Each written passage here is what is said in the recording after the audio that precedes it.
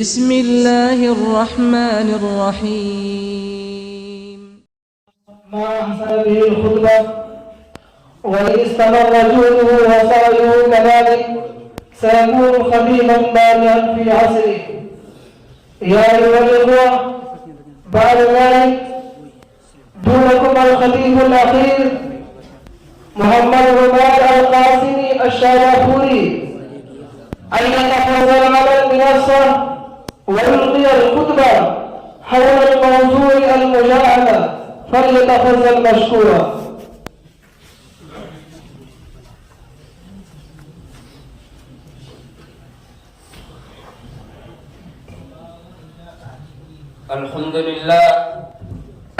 الحمد لله الذي أمر بالجهاد لتطهير الأرض من الكفر والفساد، ووعد المجاهدين بعظيم الأجر والثواب.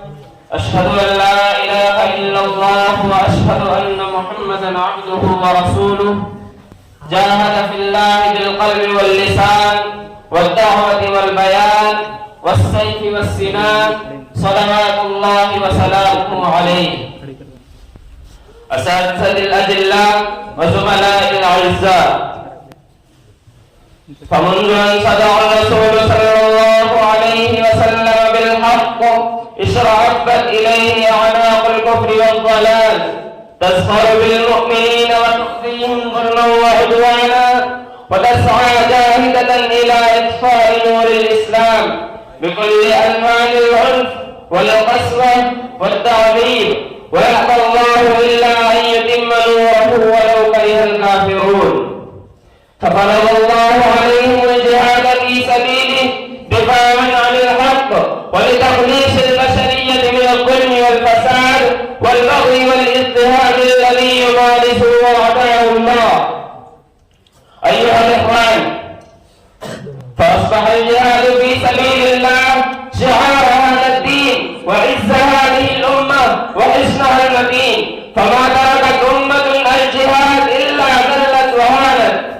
لهذا كان الجهاد في شرع الإسلام فريضة مقدسة لا بد منه لنيل العزة، وكان ذروة أعمال الإسلام. قد جاء في الحديث الشريف: من مات ولم يغزو ولم يحدث نفسه بغزو مات ميتة جاهلية. أيها الإخوان، الغرض من الجهاد إعلاء كلمة الله ونشر المبادئ الإنسانية الكريمة التي جاءت بها الشرائع السماوية ودفع كيد المتين.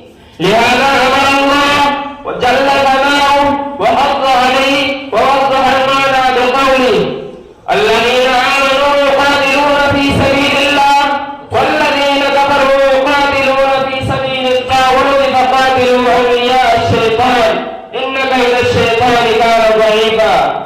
أيها الإخوان، مع أن الجهاد طريقة مقدسة من أجل إعزاز الدين ورفع مناره، فقد جاءت السنة النبوية المطهرة تنهى عن تمني لقاء العدو وتأمر بالصبر عند احتداء المعركة. يقول النبي صلى الله عليه وسلم: يا أيها الناس، لا تتمنوا لقاء العدو واسألوا الله العافية، فإذا لقيتم فاصبروا واعلموا أن الجنة تحت ظلال السيوف.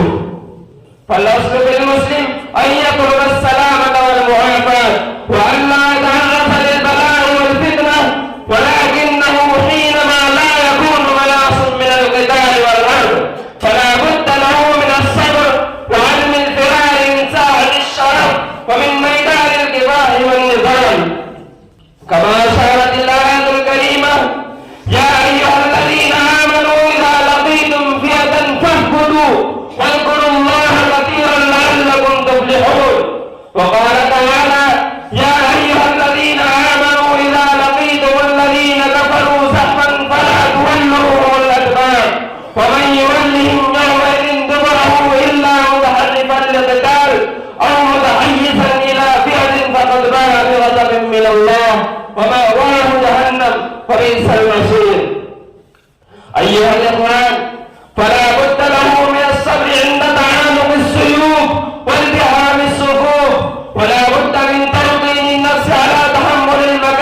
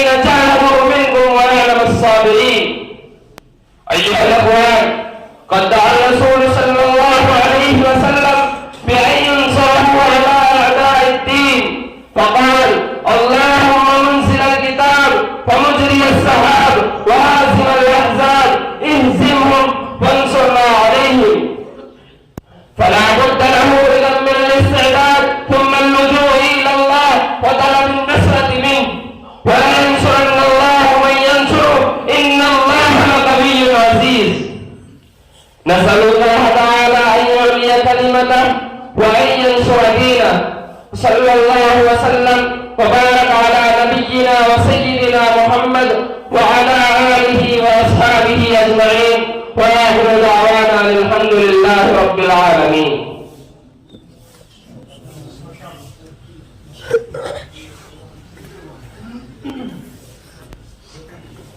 ما شاء الله. الأخ الكريم محمد رومان القاسمي الشرفوري كان